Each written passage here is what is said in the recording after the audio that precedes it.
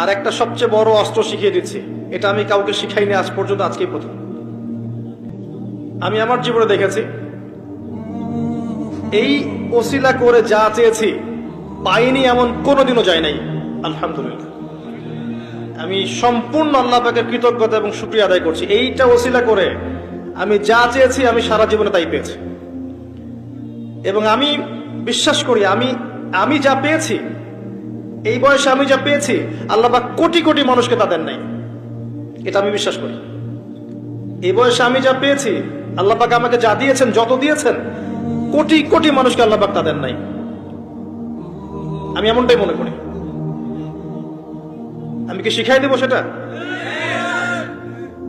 আপনি আল্লাহ পাকের তাওহীদের ওসিলা দিয়ে দোয়া করেন।